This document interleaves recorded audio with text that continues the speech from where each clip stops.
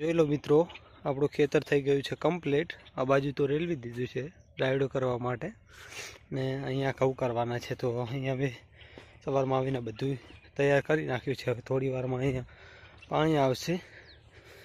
તો ચાલો મિત્રો, હવે પાણી આવે ત્યારે મળીશું। બાય।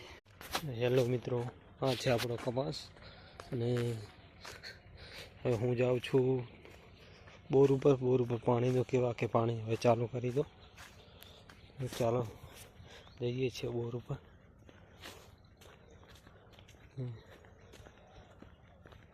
આ બાજુ છે રાયડો, જોઈ શકો છો મિત્રો।